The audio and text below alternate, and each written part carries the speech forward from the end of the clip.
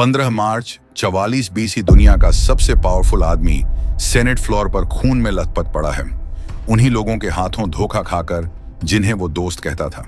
23 stab wounds, 60 conspirators और एक सवाल जो 2000 सालों से इतिहास में गूंज रहा है, क्या जूलियस सीजर एक हीरो था जिसने रोम को बनाया, या एक टायरेंट जिसने रिपब्लिक को तबाह कर दिया? सीजर को समझने के लिए हमें पहले उस रोम को समझना होगा जो उसे विरासत में मिला था। पहली सदी बीसी तक आते आते रोमन रिपब्लिक अंदर से सड़ चुकी थी। पॉलिटिकल करप्शन अपने चरम पर था। सेनेट, जो कभी रोमन वर्च्यू का प्रतीक था, अब सिर्फ अमीर एलीट लोगों का खेल का मैदान बन चुका था। ब्राइबरी से इलेक्शंस तय होते थे, प्राइवेट आर्मीज सड़कों पर घूमते थे और अमीर और गरीब के बीच का फौसला एक गहरी खाई बन गया था जो पूरे रिपब्लिक को निगलने की धमकी दे रहा था। कुछ ही दशक पहले डिक्टेटर सुला ने रिपब्लिक को खून में डुबो दिया था। उसकी प्रोस्क्रिप्शन लिस्ट्स यानी मौत के आदेश ने 9000 से ज्यादा लोगों की जान ले ली। इनके सिर रोम के फोरम में ट्रॉफीज की तरह टांगे जाते थे। यही था वो संसार जिसने एक युवा गायस जूलियस सीजर को गढ़ा।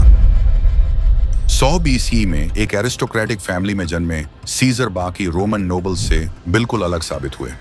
जहां दूसरे लोग पॉलिटिक्स को सिर्फ पर्सनल फायदा उठाने का खेल मानते थे, सीजर ने उसमें असली रिफॉर्म की गॉल पर उनकी 8 साल की कॉन्क्वेस्ट सिर्फ मिलिट्री ब्रिलियंस नहीं थी, बल्कि स्ट्रैटेजी और स्टेट्समैनशिप का मास्टर क्लास थी।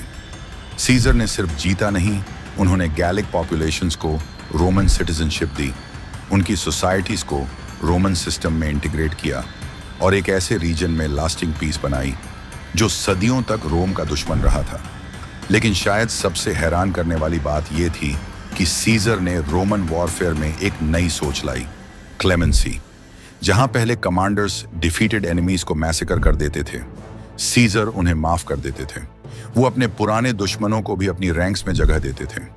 यह तरीका इतना रेवोल्यूशनरी था कि रोमन्स ने उनकी क्लेमेंसी के नाम पर मंदिर तक बना दिया। 50 बीसी तक आते आते सीजर के सामने एक इम्पॉसिबल चॉइस खड़ी थी। सेनेट, जो उनकी पॉपुलैरिटी और पावर से डरा हुआ था, ने आदेश दिया कि वो अपनी आर्मीज डिसबैंड करें और रोम एक प्राइवेट सिटीजन की तरह वापस लौटें, जहां उनके दुश्मन तुरंत ही उन्हें प्रोसिक्यूट करके खत्म कर देते। 10 जनवरी 41 बीसी को रूबिकॉन रिवर के किनारे खड़े होकर सीजर ने वो फैसला लिया जिसने हिस्ट्री को हमेशा के लिए बदल दिया। द डाई इज कास्ट, उन्होंने रिपोर्टेडली कहा, और अपनी 13वीं लेजन को लेकर इटली में मार्च कर गए। ये किसी पावर हंग्री टायरेंट का एक्शन नहीं था, ये एक कैलकुलेटेड मूव थी उस आदमी की जिसे अच्छी तरह समझ था कि रोमन सिस्टम पहले से ही टूट चुका है और कभी कभी किसी चीज को बचाने के लिए पहले उसे तोड़ने की हिम्मत करनी पड़ती है। जो आगे हुआ वो हमारी डिक्टेटरशिप की समझ को चुनौती देता है। सुला की तरह डर से राज करने की बजाय सीजर ने रिफॉर्म्स के जरिए शासन किया। उसने दशकों बाद पहला सही सेंसस कराया और पता चला कि रोम की पॉपुलेशन बहुत कम आंकी गई थी। उसने गरीबों के लिए मिलने वाला अनाज आधा कर दिया, गरीबों को नुकसान पहुंचाने के लिए नहीं, बल्कि धोखाधड़ी रोकने और सही जरूरतमंदों तक मदद पहुंचाने के लिए।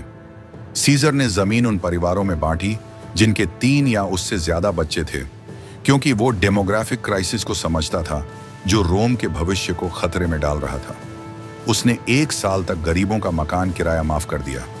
उसने लग्जरी इंपोर्ट्स पर टैक्स बढ़ाया ताकि अमीरों की दौलत जनता के काम आए, निजी तिजोरियों में बंद न रहे।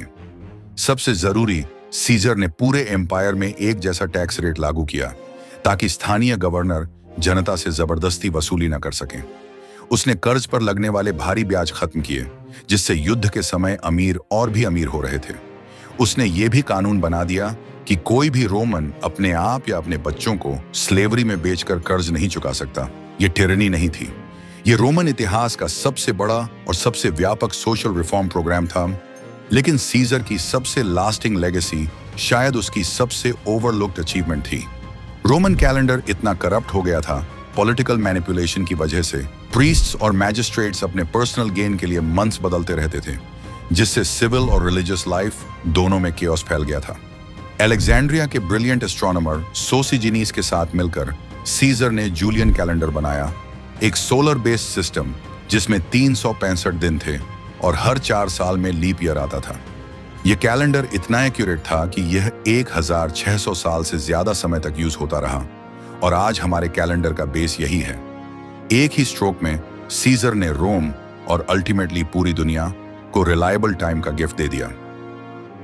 लेकिन सीजर की सबसे रेवोल्यूशनरी पॉलिसी शायद उसकी सबसे डेंजरस पॉलिसी भी थी, उसकी कमिटमेंट टू क्लेमेंसी। पॉम्पे और रिपब्लिकन फोर्सेस को हराने के बाद सीजर हिस्टोरिकल प्रेसिडेंट को फॉलो करके अपने एनिमीज को एग्जीक्यूट कर सकता था, लेकिन उसने ऐसा नहीं किया। उसने उन्हें माफ कर दिया, बड़े पैमाने पर। वो लोग जिन्होंने उसके खिलाफ फाइट किया था केवल बचे नहीं, उन्हें हाई ऑफिस में प्रमोट भी किया गया। मार्कस ब्रूटस, जिसकी पॉलिटिकल फैमिली सीजर की एनिमीज थी, को प्रेटर बनाया गया। कैशियस, जो पॉम्पे के अंडर सर्व कर चुके थे, उन्हें इंपॉर्टेंट कमांड्स दी गई। यहां तक कि सिसिरो, जिसने ओपनली सीजर का ऑपोजिशन किया था, उसे भी रिस्पेक्ट और ऑनर दिया गया। यह कोई पॉलिटिकल कैलकुलेशन नहीं था, यह वास्तव में रोम के वुंड्स हील करने की कोशिश थी। सीजर मानते थे कि मर्सी वेंजेंस से स्ट्रॉन्गर है और इंटीग्रेशन एलिमिनेशन से ज्यादा पावरफुल है, लेकिन वह गलत थे। सीजर का डाउनफॉल उसकी क्रूअल्टी की वजह से नहीं था, बल्कि उसकी एम्बिशन की वजह से था। फरवरी 44 BCE में उसने टाइटल डिक्टेटर परपेचुओ यानी लाइफ टाइम डिक्टेटर स्वीकार कर लिया। उसके एनिमीज के लिए यह फाइनल प्रूफ था कि सीजर का इरादा किंग बनने का था। लेकिन क्या वे सही थे? एविडेंस कुछ और ही बताता है। सीजर ने क्राउन 3 बार पब्लिकली ऑफर होने पर भी रिफ्यूज कर दिया। उसकी रिफॉर्म्स ने रिपब्लिक के इंस्टीट्यूशंस को मजबूत किया, उन्हें डिसमेंटल नहीं किया।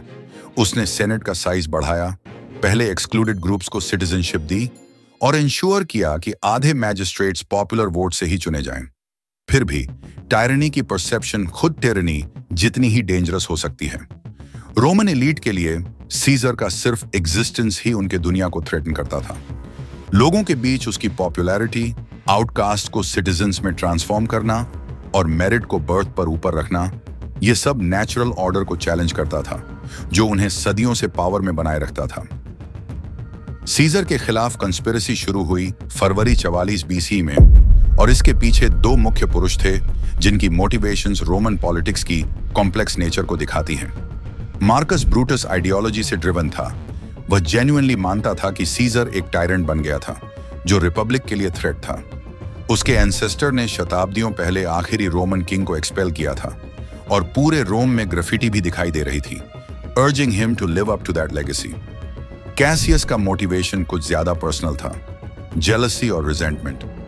वह एक्सेप्ट नहीं कर सकता था कि सीजर रोमन्स की आंखों में गॉड लाइक बन गया था। जहां ब्रूटस लिबर्टी के लिए थ्रेट देखता था, वहीं कैशियस अपने पर्सनल एम्बिशंस पर इंसल्ट समझता था। दोनों ने मिलकर 60 से ज्यादा कॉन्स्पिरेटर्स को रिक्रूट किया। ये कोई डेस्परेट रेवोल्यूशनरीज नहीं थे जैसा पॉपुलर इमेजिनेशन में दिखता है, बल्कि रोम के एलीट थे, सेनेटर्स, प्रेटर्स, रिस्पेक्टेड पॉलिटिशियंस।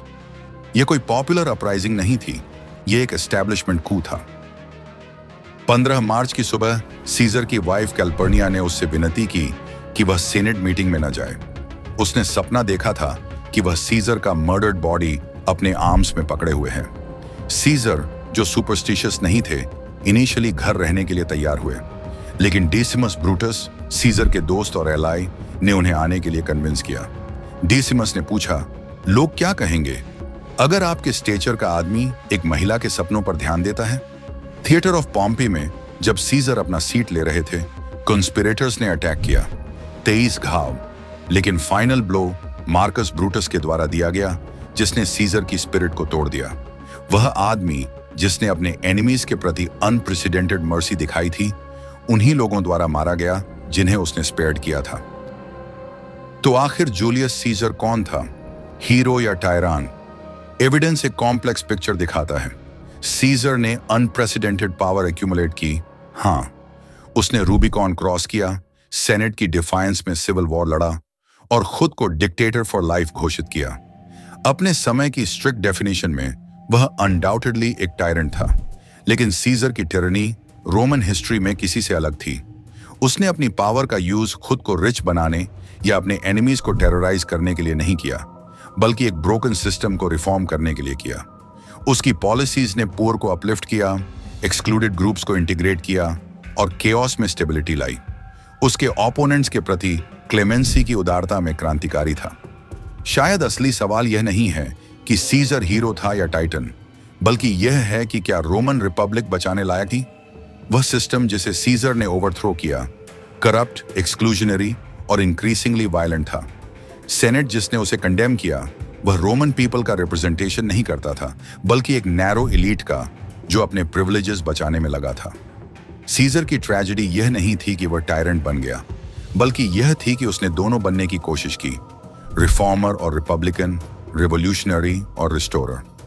अंत में रोम उसकी विजन के लिए रेडी नहीं था, इंक्लूसिव गवर्नेंस की विजन के लिए। आज हम सीजर की दुनिया में जी रहे हैं।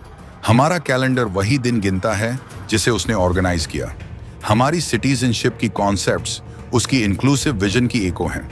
हमारे डेमोक्रेटिक इंस्टीट्यूशंस, चाहे इम्परफेक्ट ही सही, ये दिखाते हैं कि गवर्नमेंट को केवल पावरफुल के लिए नहीं, बल्कि सभी लोगों के लिए होना चाहिए।